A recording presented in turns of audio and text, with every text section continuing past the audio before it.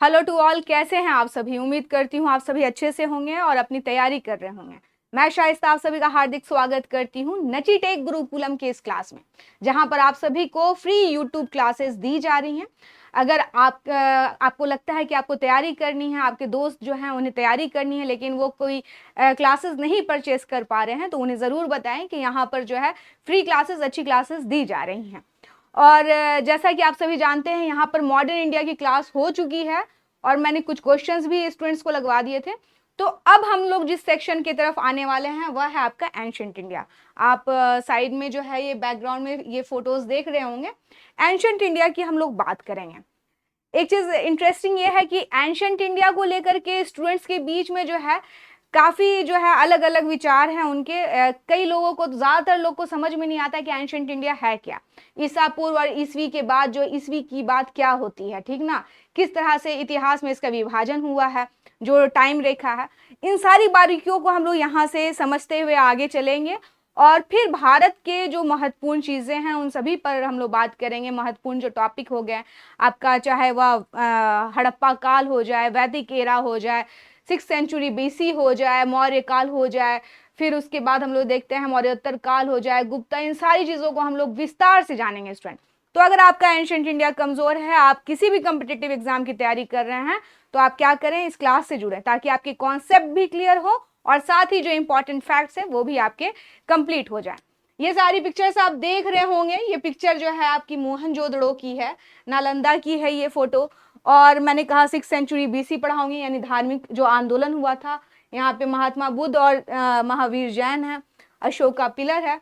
तो इन सबको वैसे तो बहुत सारे फोटोज लगाए जा सकते थे, लेकिन मैं चाहती थी कि आपको एक चीज समझ में आए कि हम लोग जो अपना प्राचीन भारत इतिहास है उसको तो पूरा पढ़ेंगे ही, लेकिन साथ ही आज की जो आपकी क्लास है वो बहुत महत्वपूर्ण होने वाली है।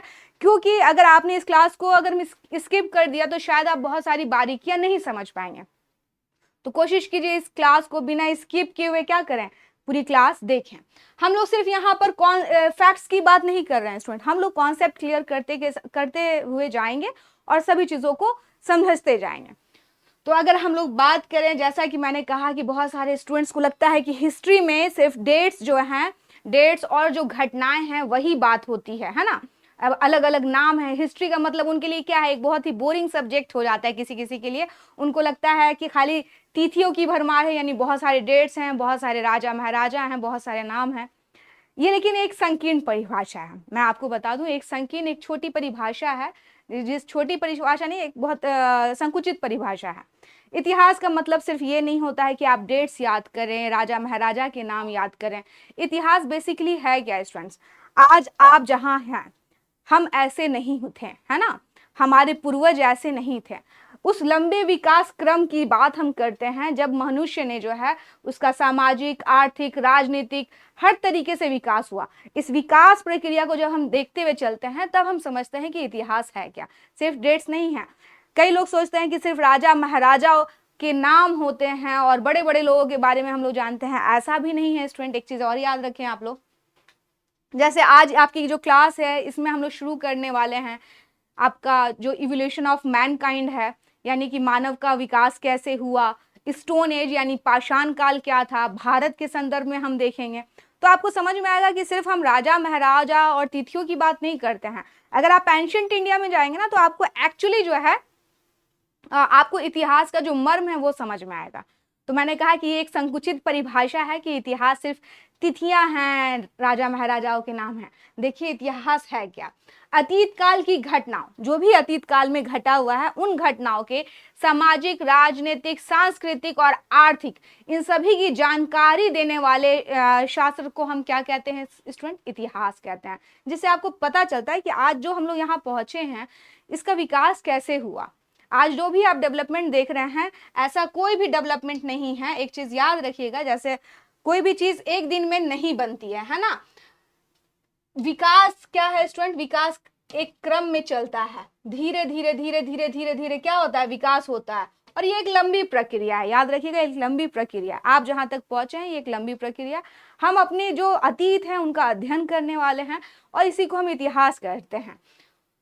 सबसे पहले अगर हम बात करें तो यूनानी इतिहासकार थे, उनको बहुत अच्छी भूगोल की भी जानकारी थी, इसलिए उनको भूगोलवेत्ता भी कहते हैं। इनका नाम था हेरोडोटस। क्या नाम था? हेरोडोटस। इन्हीं को माना जाता है कि यह इतिहास के जनक हैं।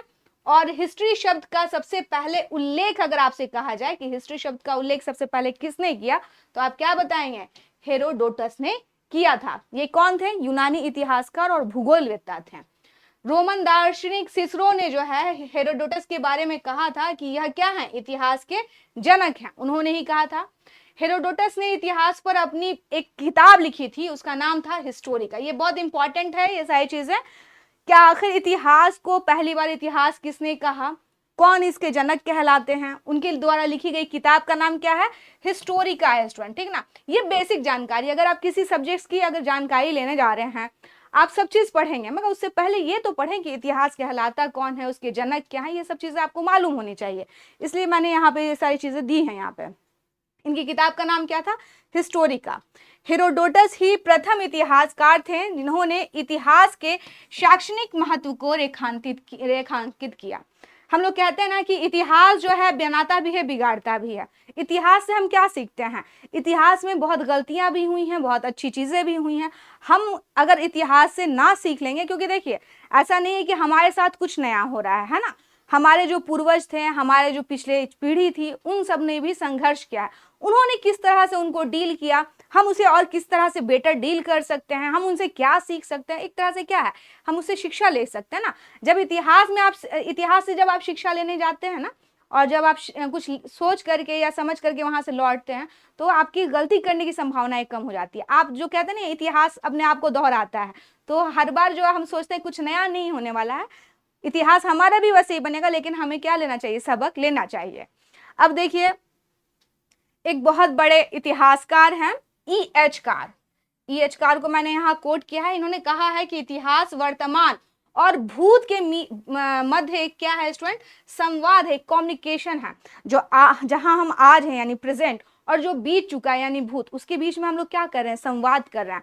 हम जानना चाहते हैं कि आखिर पीछे क्या हुआ, कैसे लोगों ने आगे किस तरह से लोगों ने जो है अस्थायी जीवन जिया, किस तरह से उन्होंने गांव बसाए, शहर बनाए, राष्ट्र बनाए, बड़े बड़े एम्पायर खड़े हुए।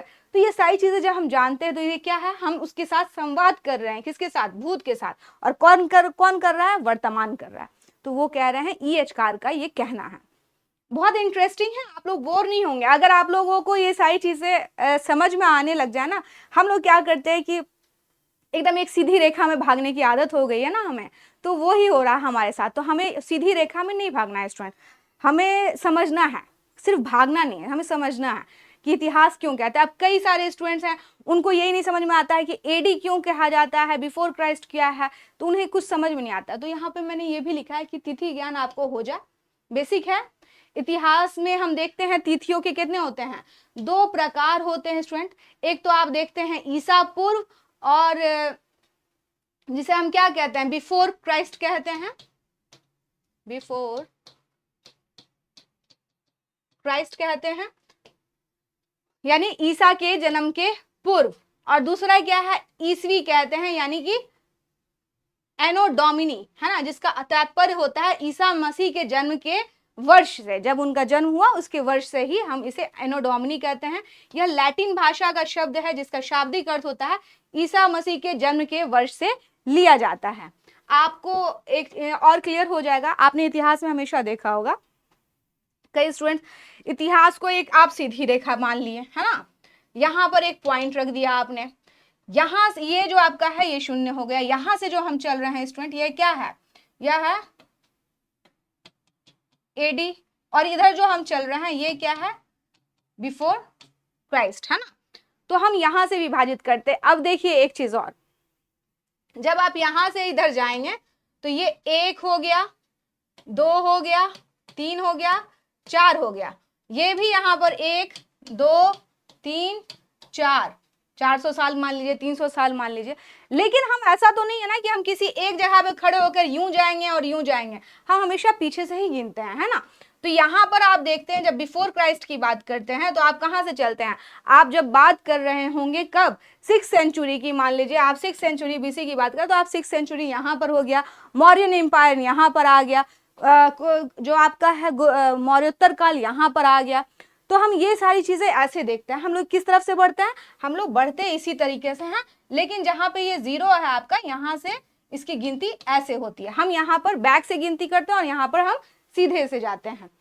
तो मेरे हिसाब से ये आप समझ गए होंगे बिफोर क्राइस्ट और एनो डोमिनी जो है वो क्या होता है।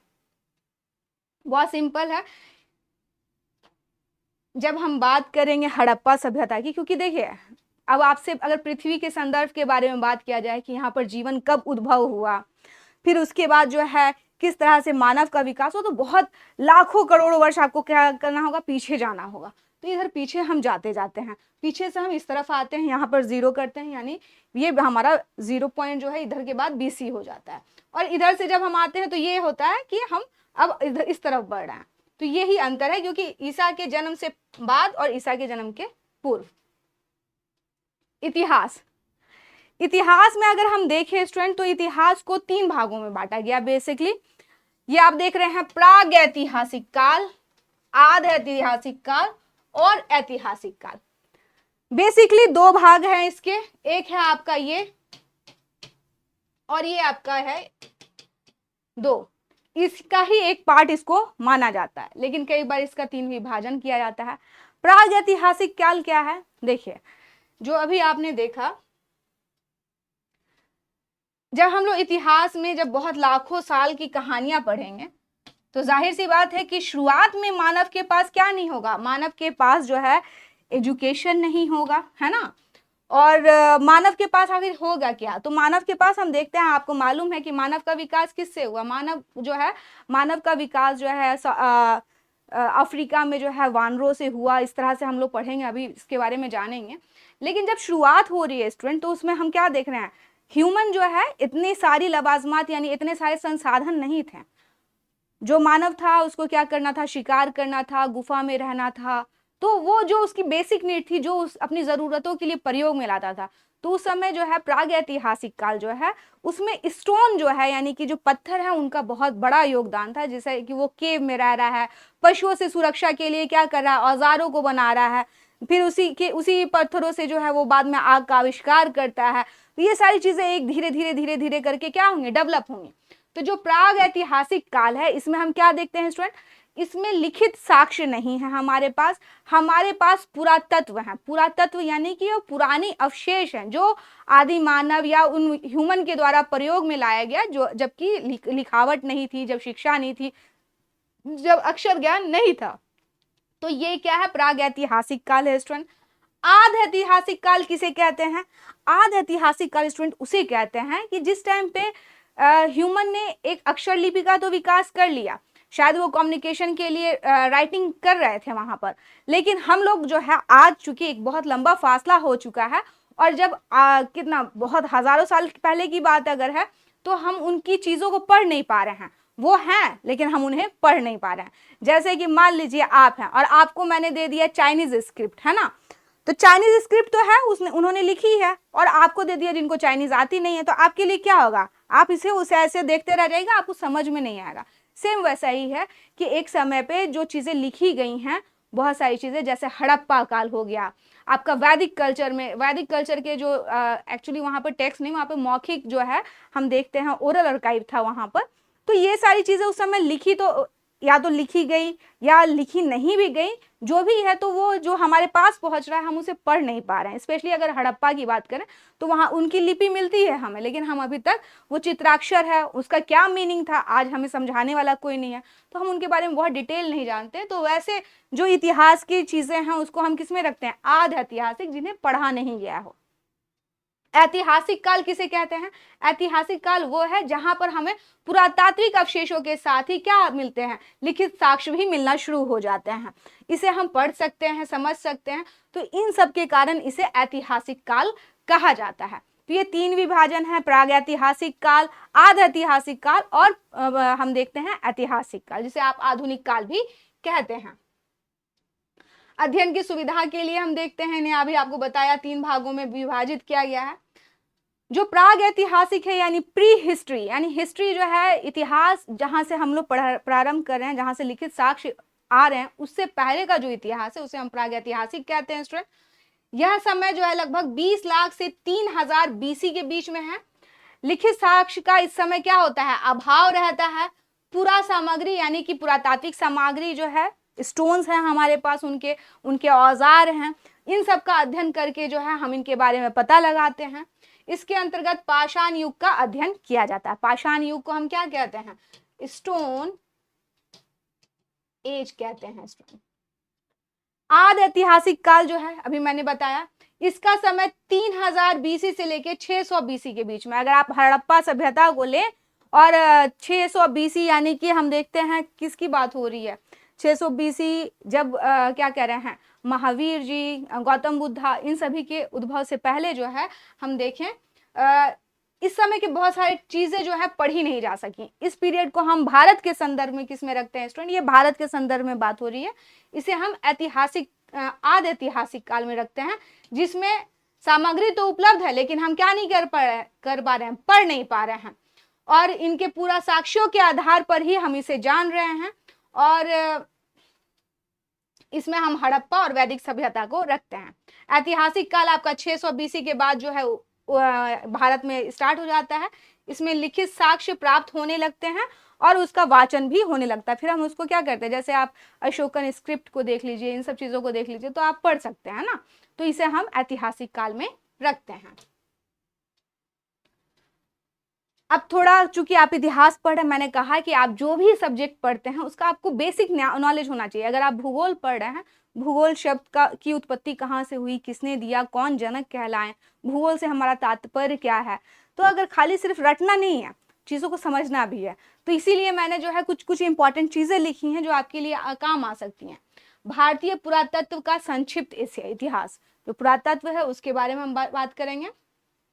आर्कोलॉजिकल सर्वे ऑफ इंडिया, इन सब के बारे में। परिचय में आप देखिए,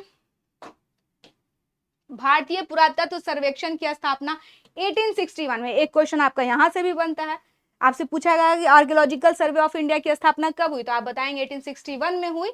और उस समय जो थे वायसराय कौन थे स्टूडेंट, उस समय वायसराय थे कैनिंग साहब, इन्हीं के समय में हुई और अलेक्जेंडर कनिंघम के प्रयासों से की गई थी।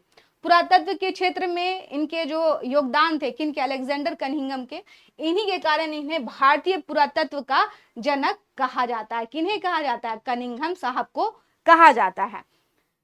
आर्कियोलॉजिकल सर्वे ऑफ इंडिया जो है पर्यटन, और आपसे पूछ सकता है किस मंत्रालय के अंतर्गत है, तो ये संस्कृति मंत्रालय के अधीन कार्यरत है ना। पर्यटन और संस्कृति आर्ट एंड जो है इसके अंतर्गत आता है। एएसआई के प्रथम महानिदेशक कौन थे, तो हम देखते हैं सर अलेक्जेंडर कनिंघम थे।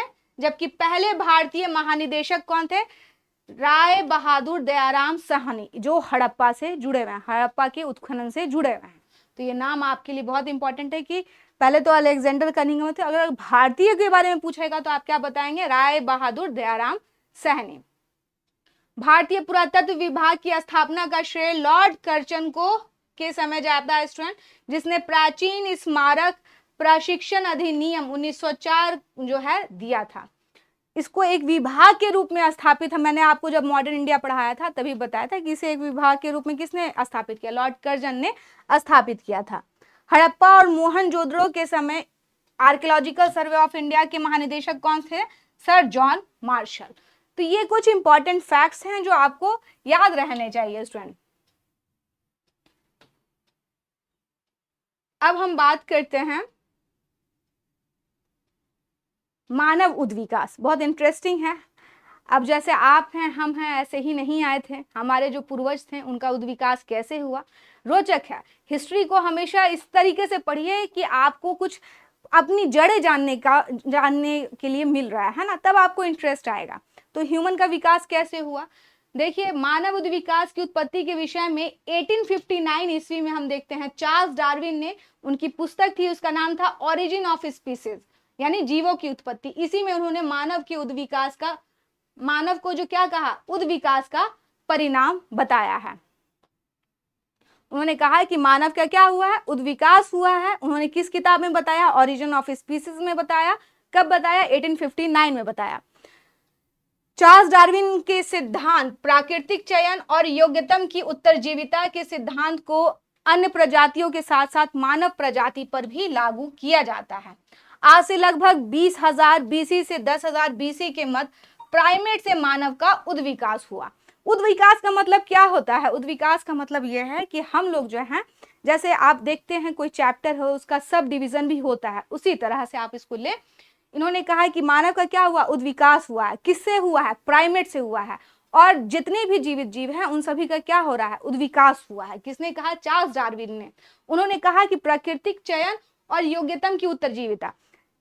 कई बार क्या होता है कि उन्होंने कहा कि जो कंपटीशन है समय के साथ, जो अपने आप को क्या करना है, वातावरण के अनुकूल, वातावरण के साथ अपने आप को ढाल लेता है, वही क्या होता है? कामयाब होता है एक जनरेशन से नेक्स्ट जनरेशन में जाने के लिए। और उन्होंने कहा है कि अगर हम मानव की करें तो यह जो है, यह प्राकृतिक चयन और योग्यतम की उत्तरजीविता के सिद्धांत मानव के संदर्भ में भी लागू होता है। और यह जो है कहाँ? प्राइमेट से मानव का विकास हुआ। लगभग कब?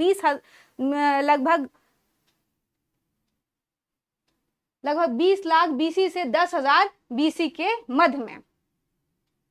लगभग 26 लाख बीसी के आसपास में ये जो प्राइमेट जिससे हमारा उद्विकास हुआ, ये ऑस्ट्रेलोपिथिकस के रूप में प्रथम होमोनिड का उद्भव होता है।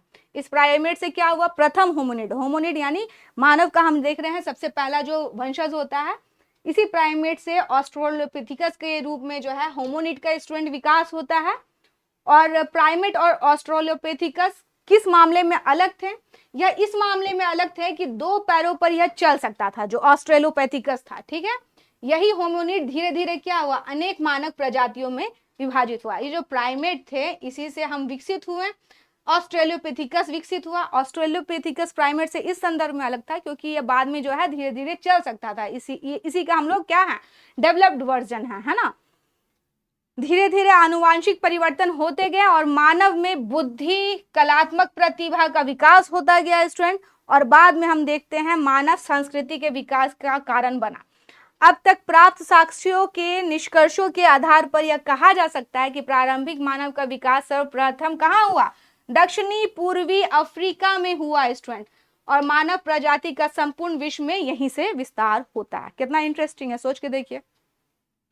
आपको मानव के बारे में हिस्ट्री बताई जा रही है। चार्ल्स डार्विन ने कहा था कि जो क्या कहते हैं,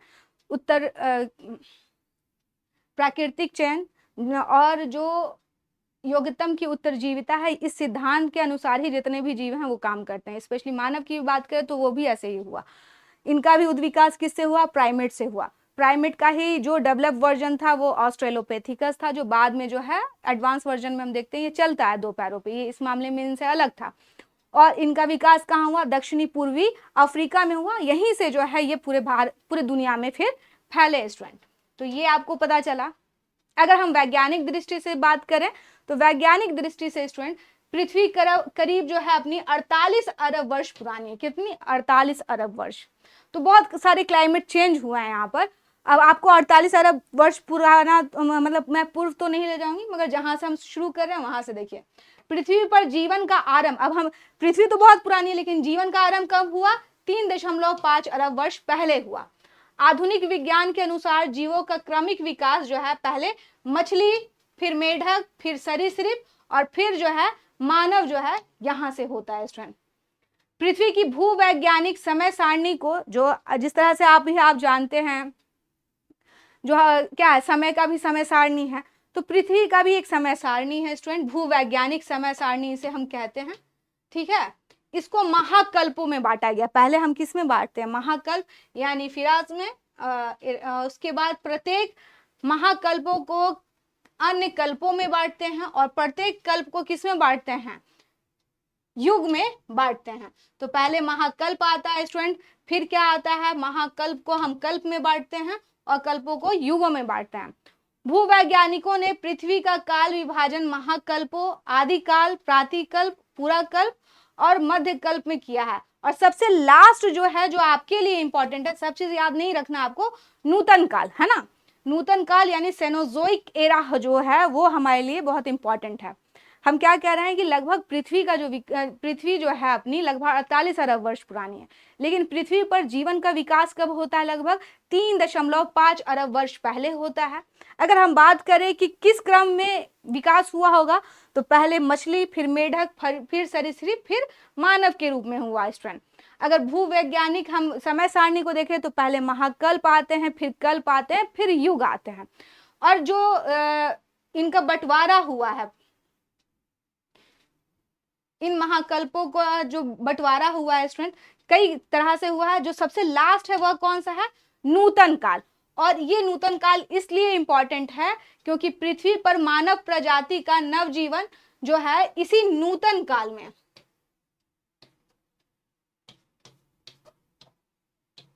नूतन काल में आरंभ होता है। इस कल्प की शुरुआत लगभग कब होती है? 8 करोड़ वर्ष पूर्व हुई। इसलिए मैंने कहा कि आपके लिए क्या जरूरी है, अगर आपसे कहा जाए कि मानव जो है, मानव प्रजातियों का जो विकास है पृथ्वी पर वह कब हुआ? 8 करोड़ वर्ष पूर्व। कब? नूतन कल्प में होता है। नूतन कल्प को भी कई चीजों में बांटा गया है, कई कालों में बांटा गया है, युगों में बांटा गया है स्टूडेंट, जो इस प्रकार है। प्रानूतन हो गया, इसमें लंगूर प्राणियों का उद्भव हुआ। आदि नूतन में जो है हम देखते हैं बंदर, कछुआ, मगर का विकास होता है। मध्य नूतन में किसका? कपियों का विकास होता है। अति नूतन में जो है होमोनिड्स का विकास होता है। और नूतन कल्प जिसकी हम बात कर रहे हैं, इस कल्प में जो है, इसमें हम क्या देखते हैं स्टूडेंट? इसमें जो है तापमान जो है, पहले जो पृथ्वी थी, तापमान में क्या होता है? गिरावट आता है। जंगलों का विकास जो है नूतन काल में ही होता है। पहले क्या कहते हैं, हिम आच्छादित था पूरा पृथ्वी ना, बहुत ज्यादा यहाँ पर ठंड थी।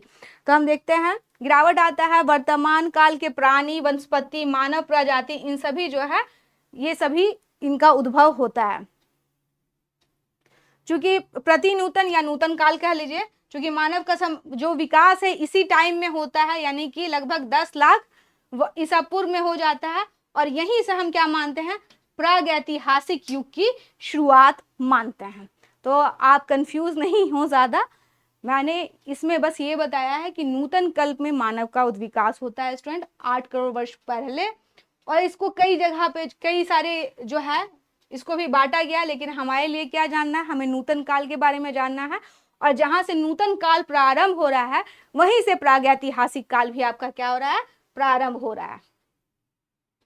ये फोटो देखिए अब आप लोग थोड़ा, ठीक ना। ऑस्ट्रेलोपेथिकस, मैंने बताया था प्राइमेट से इनका क्या हुआ? विकास हुआ स्टूडेंट। फिर होमो हेबिस, होमो इरेक्टस, होमो निएंडरथाल्स और होमो सेपियंस, इन सब के बारे में हम लोग अभी पढ़ेंगे। और देख लीजिए आप लोग जरा सा, इस आपको पता चल रहा होगा कि पहले ये बिल्कुल झुक के चलते थे, फिर इनके थोड़े से हाथ जो है खुले, फिर ये थोड़ा और डेवलप हुए, धीरे धीरे करके हम होमो सेपियंस बने।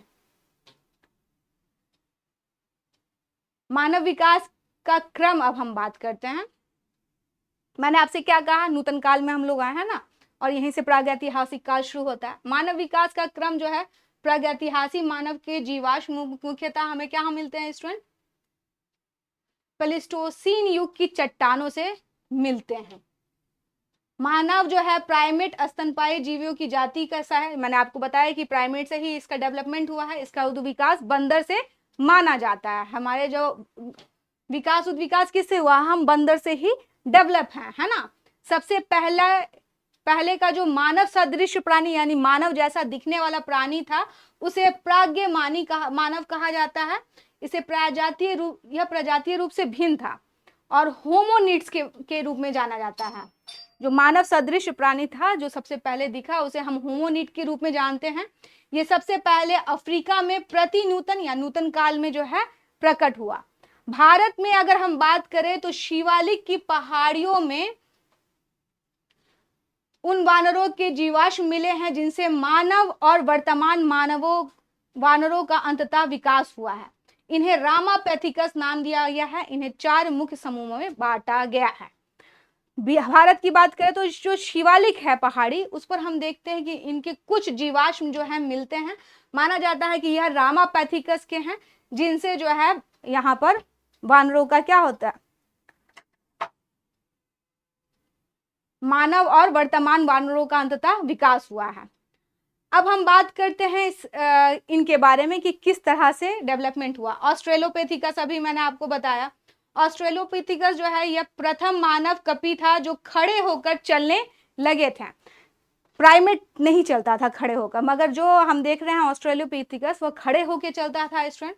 मध्य अफ्रीका के केनिया के ओल्दुबाई गोर्ज के तुर्काना झील में इसका जीवाश्म जो है पाया गया है। केनिया में लगभग 48 लाख वर्ष पुराना है। इन्हें मानव का पूर्वज माना जाता है। इसे प्रोटो मानव भी या आद मानव भी कहा जाता है। यह क्या था, यह दो पैरों पर चलने लग गया था स्टूडेंट, इसीलिए यह प्राइमेट से अलग था। हम देखते हैं केनिया में जो है इसका जीवाश्म मिलता है लगभग 48 वर्ष पुराना, और इसको प्रोटो मानव या आद मानव भी कहते हैं। होमो इरेक्टस जो है यह सीधे खड़े होकर चलने वाला कपी मानव था, जो इसकी उत्पत्ति मानी जाती है कि लगभग 17 लाख वर्ष पूर्व जो है यह था। मांसाहारी था और अग्नि का प्रथम उपयोग करने के साथ साथ गुफाओं में रहता था। अगर हम बात करें पूरे विश्व के संदर्भ में तो सबसे पहले अग्नि का जो प्रयोग है वह किसने किया, होमो इरेक्टस ने किया था स्टूडेंट। मांसाहारी भी था और इसने जो है क्या किया था स्टूडेंट, गुफाओं में रहता था, और इनके हड्डियों का जीवाश्म जो है हमें जावा एशिया में मिलता है स्टूडेंट। निएंडरथल्स, यह जो है मानव जर्मनी के निएंडर घाटी में मिले हैं। कहाँ मिले हैं, जर्मनी का जो निएंडर घाटी है वहां पे मिला, इसलिए इनका निएंडरथल नाम रखा गया। मानव हड्डियों के अवशेषों को निएंडरथल मानव के नाम से जाना जाता है। यह पहले ऐसे मानव पूर्वज थे जिन्होंने न केवल हिमाच्छादित क्षेत्र को चुनौती दी, यानी जहां पे बर्फ था उसको चुनौती दी, बल्कि समशीतोष्ण क्षेत्रों के भीतर पहुंच गए, यानी कि जहां पर क्या था, सेमी जो क्लाइमेट था वहां तक पहुंच गए। निएंडरथल्स ने ही सर्वप्रथम शव विसर्जन किया, और अग्नि का बड़े पैमाने पर प्रयोग किसने किया, निएंडरथल्स ने किया। जर्मनी में पाए गए स्टूडेंट, और इन्होंने जो क्लाइमेट बहुत एक्सट्रीम था वहां से ये लोग निकले भी, और ये माना जाता है कि अग्नि का बड़े पैमाने पर इन्होंने प्रयोग किया। होमोसेपियंस जो आज हमें निएंडरथल्स के बाद लगभग 40,000 वर्ष पूर्व आधुनिक मानव जो आज जिन्हें हम होमोसेपियंस के नाम से जानते हैं स्टूडेंट, इन्हें प्रज्ञ मानव की इसी से प्रज्ञ मानव की उत्पत्ति हुई है। यह पूर्णतः क्या करते थे, सीधे खड़े होकर चलने के साथ विकसित मस्तिष्क, इनका मस्तिष्क भी क्या था, काफी विकसित था। समूह में रहते थे, और हम देखते हैं समूह में शिकार करते थे, शवों को दफनाते थे, भाषा का प्रयोग करने की क्षमता थी इनके पास। होमियोसेपियंस की एक उप प्रजाति है क्रो-मैग्नम, ग्रीमाल्डी और चॉन्सेल्ड, ये सारे जो है इसके उप विभाजन हैं, किसके, होमोसेपियंस के। मगर यहाँ पे जिसका एक विभाजन है क्रो-मैग्नम जो मैंने आपको बताया उसके बारे में। वर्तमान मानव का अंतिम पूर्वज जो आज मानव है उसका आखिरी पूर्वज यही है स्टूडेंट। परिवार बनाकर गुफाओं में निवास करता था। पत्थर, हाथी दांत के हथियार और आभूषण, जानवरों के खाल, वस्त्र, और कला प्रेमी था, शवाधान की प्रथा थी, बहुत सारी चीजें ये करते थे। मैंने आपको क्या बताया कि यह जो है आधुनिक जो वर्तमान मानव है उसका अंतिम पूर्वज है। तो ये था एक मानव विकास को, आपको जानकारी तो होनी चाहिए ना, आपको जानकारी इस चीज की होनी चाहिए। आप एंशिएंट इंडिया पढ़ेंगे आपको बहुत सारी चीजें जानने को मिलेंगी, तो आप अपने रूट्स को अगर नहीं जानेंगे तो फिर आपको भी क्या होगी स्टूडेंट, दिक्कत होगी।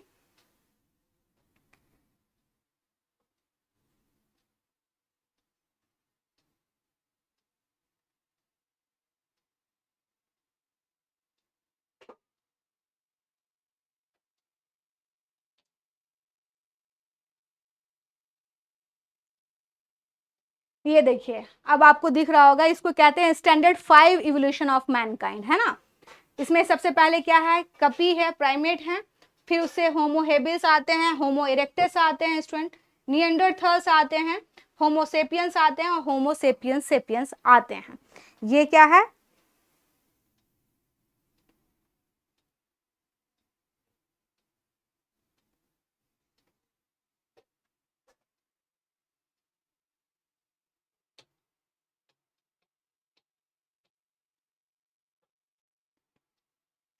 आपको मैंने बताया ऑस्ट्रेलोपेथिकस जो है ये 26 लाख बीसी के आसपास में हुआ है स्टूडेंट।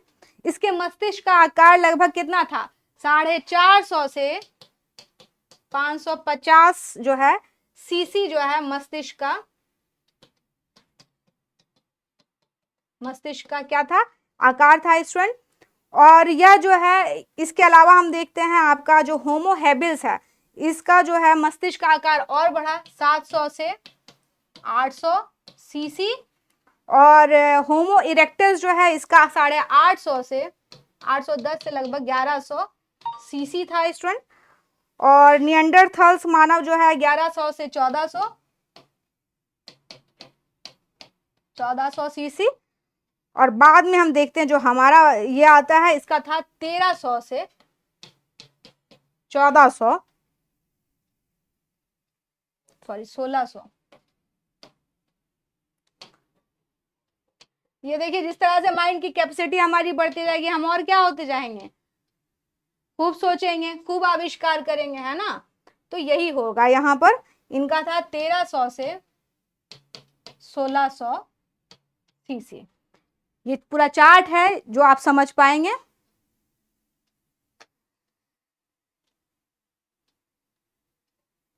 ऑस्ट्रेलोपिथिकस जो था स्टूडेंट, यह क्या था, यह वेजी था, यानी कि शाकाहारी था, वेजिटेरियन थे ये, ठीक है।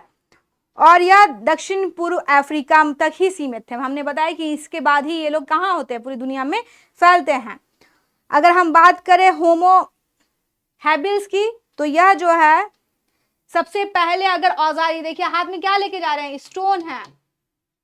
सबसे पहले औजार जो है, औजारों का निर्माण इन्होंने ही कराया था। यह शाकाहारी भी थे और मांसाहारी भी थे, छोटे छोटे जानवरों का शिकार करते थे और दक्षिणी पूर्वी अफ्रीका तक सीमित थे।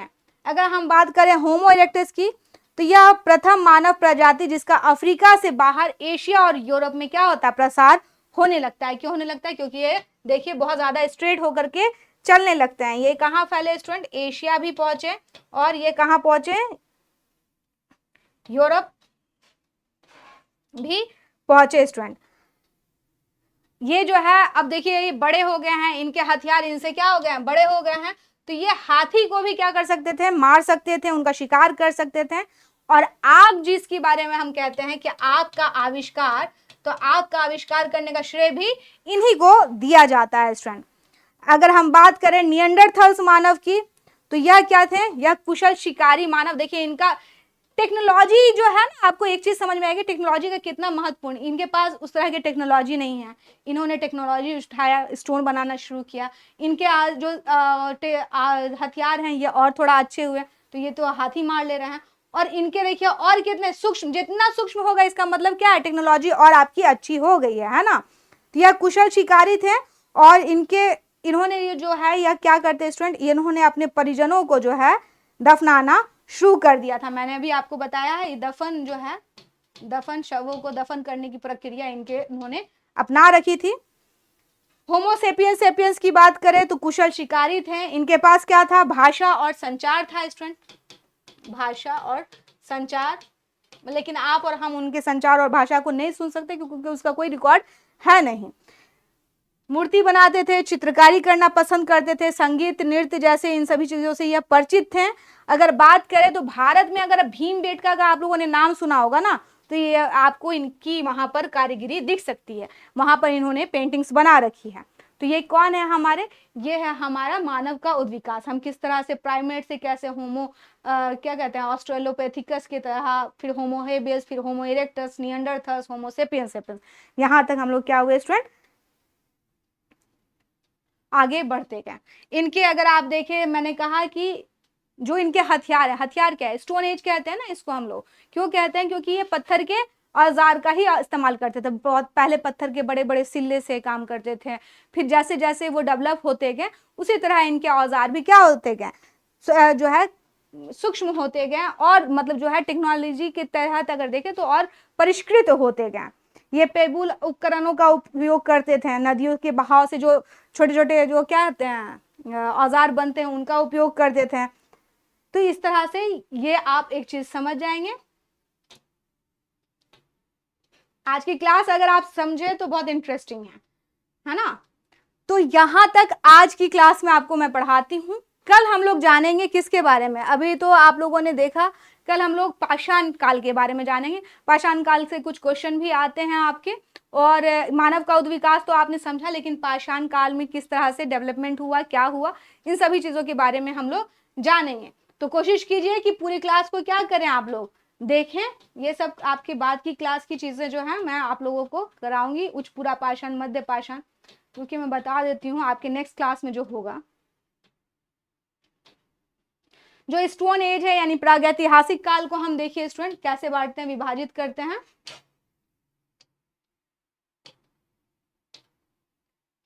पूरा पाषाण, मध्य पाषाण और नव पाषाण, सब में क्या है, पाषाण। पाषाण का मतलब ही क्या होता है, पत्थर, यानी पाषाण काल यानी पत्थरों का काल है, स्टोन एज है स्टूडेंट। पूरा पाषाण काल, मध्य पाषाण काल, नव पाषाण काल। पूरा पाषाण काल यानी सबसे पुराना पाषाण काल जो है उसको भी 3 भागों में बांटा जाता है। अगर पूरा पाषाण काल का आप देखें तो 25 लाख से 10,000 ईसा पूर्व के बीच का काल था स्टूडेंट।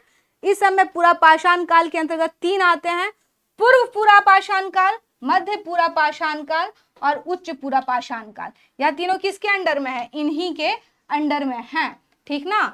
तो हम पहले कल इनको जानेंगे, फिर मध्य पाषाण काल में क्या डेवलपमेंट हुआ, फिर नव पाषाण में क्या हुआ, इन सब के बारे में हम लोग बात करेंगे।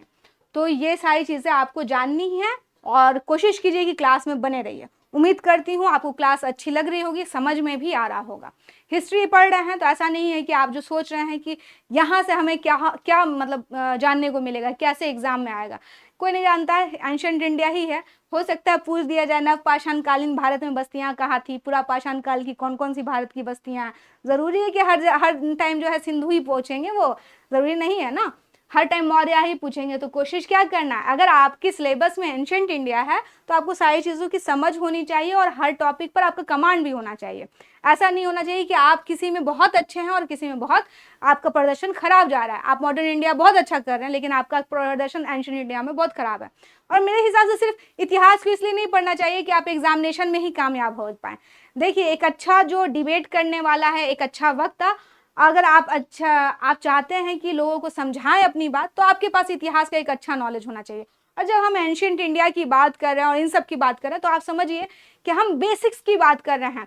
तो जिस तरह से मैथ में बेसिक्स बहुत इंपॉर्टेंट है, उसी तरह इतिहास में बेसिक्स भी बहुत इंपॉर्टेंट है। और इतिहास का बेसिक क्या है, एंशिएंट है। चाहे एंशिएंट वर्ल्ड हिस्ट्री ले लीजिए, चाहे एंशिएंट इंडिया ले लीजिए अपने भारत के संदर्भ में, तो इस हमारे बेसिक्स है। बिना बेसिक्स को जानने हुए आप कैसे कहेंगे कि 19th सेंचुरी में जो सामाजिक धार्मिक सुधार आंदोलन हो रहा था उस समय क्या कह रहे थे, दयानंद सरस्वती जी कह रहे थे कि वेदों की ओर लौटो। तो वेदों की ओर लौटने के लिए क्यों कह रहे थे, वो ऐसा वेद में क्या था, तो आपको वैदिक कल्चर तो पढ़ना पड़ेगा ना। तो उन सब चीजों को जानने के लिए यहाँ पर आपको समझना होगा, है ना। एंशंट इंडिया की समझ रखनी होगी, वर्ल्ड के बारे में भी कुछ समझ रखनी होगी, मानव का विकास कैसे हुआ, इसलिए मैंने आपको समझाया ताकि आप भी जान सके कि हमारा क्या हुआ, हम किस तरह से बानरों से, प्राइमेट से डेवलप हो करके होमोसेपियंस सेपियंस तक पहुंचे, किस तरह से टेक्नोलॉजी ने, मानव की आवश्यकताओं ने उसे कहाँ से कहाँ तक पहुंचा दिया। तो हमें अपने जो इतिहास, क्या इतिहास, जैसे E.H. कार कहते हैं कि वर्तमान जो है अपने भूत के साथ क्या कर रहा है, संवाद कर रहा है। इसी संवाद का नाम और इसी सुंदर संवाद का नाम क्या है, इतिहास है। तो इतिहास पढ़ने के लिए, एंशिएंट इंडिया पढ़ने के लिए आप नचिटेक गुरुकुलम की इस क्लास से जुड़े, जहां पर मैं आपको एंशिएंट इंडिया पढ़ा रही हूँ। मेरी कोशिश रहेगी कि हम जिस तरह से टॉपिक कंप्लीट करते जाएं उसी तरह टेस्ट भी जो है आपके लगवाते जाएं। तो कैसी क्लास लगी आपको मुझे ज़रूर बताएं और साथ ही चैनल को लाइक कीजिए, इस वीडियो को लाइक कीजिए और चैनल को सब्सक्राइब भी कीजिए। मुझे दीजिए इजाज़त, तब तक के लिए अपना ख्याल रखिए, धन्यवाद।